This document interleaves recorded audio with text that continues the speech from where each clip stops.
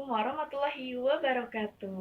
Perkenalkan, nama saya Nia Diansyah dari Universitas Juanda Bogor, Fakultas Keguruan dan Ilmu Pendidikan, jurusan Pendidikan Guru Sekolah Dasar.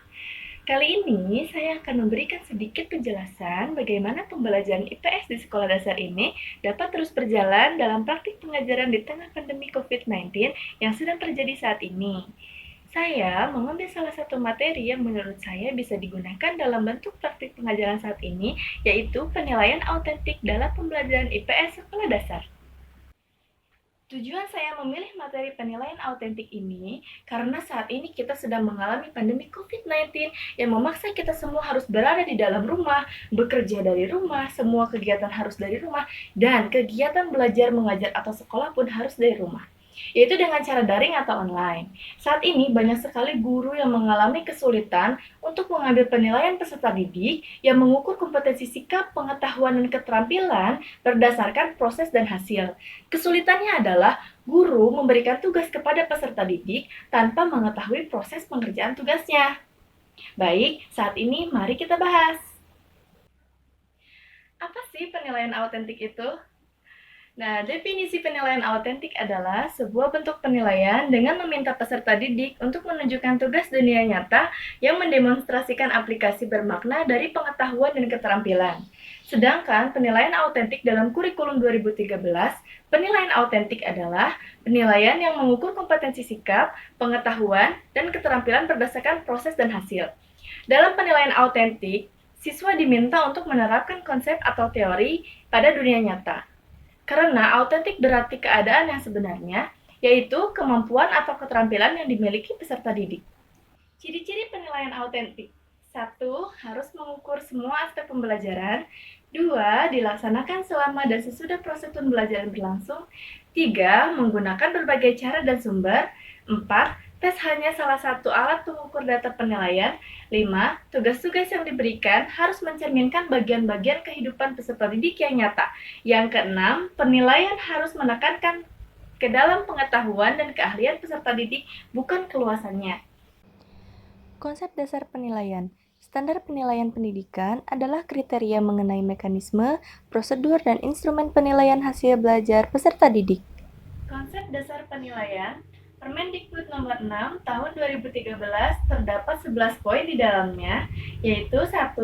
Penilaian autentik, 2. Penilaian diri, 3. Penilaian berbasis portofolio, 4. Ulangan, 5. Ulangan harian, 6. Ujian tengah semester atau UTS, 7. Ujian akhir sekolah atau UAS, 8. Ujian tingkat kompetensi atau UTK, 9. Ujian mutu tingkat kompetensi atau UMTK, 10. Ujian nasional atau UN, dan 11. Ujian sekolah atau madrasah.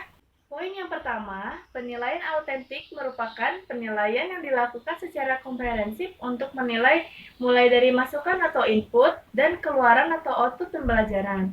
Yang kedua, penilaian diri merupakan penilaian yang dilakukan sendiri oleh peserta didik secara reflektif untuk membandingkan posisi relatifnya dengan kriteria yang ditetapkan.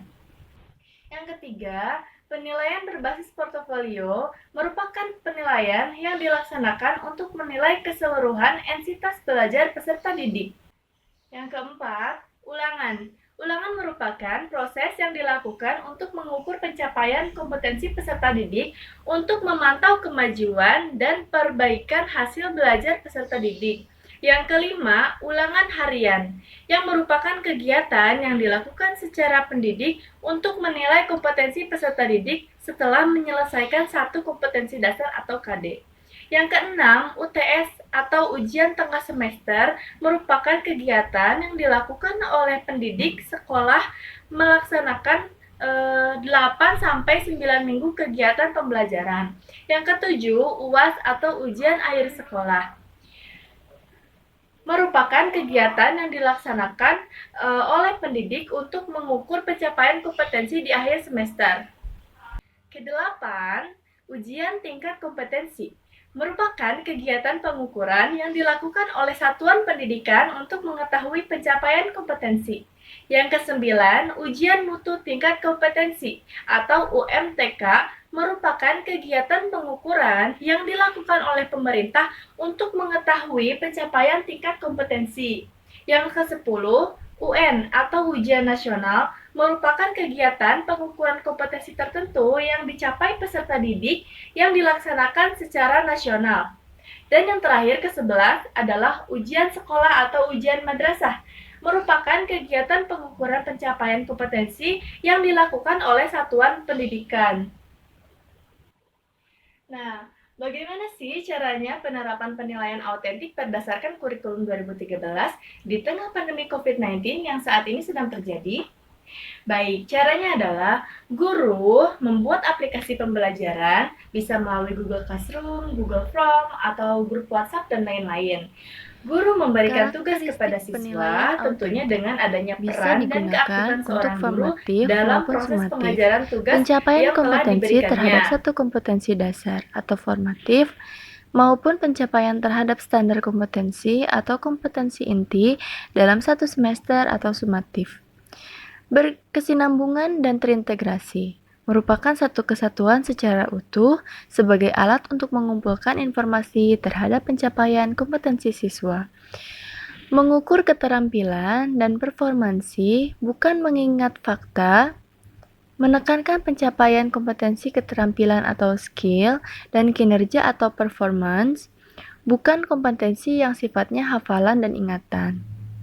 Dan dapat digunakan sebagai feedback, dapat digunakan sebagai umpan balik terhadap pencapaian kompetensi siswa secara komprehensif.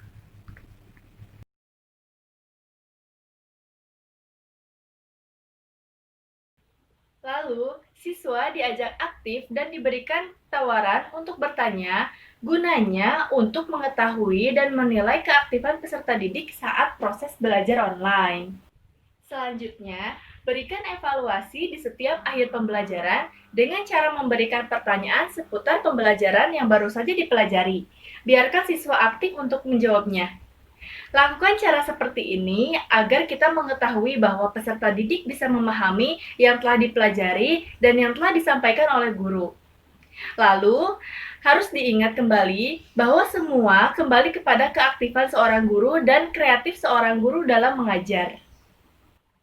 Karena guru yang kreatif dan profesional sangat membantu peserta didik untuk menjadi siswa terbaik.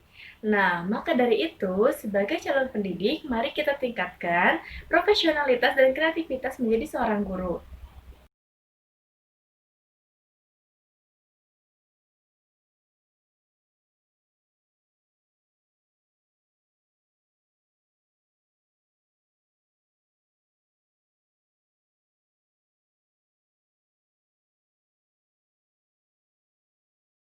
Dance through the highways and on we'll go.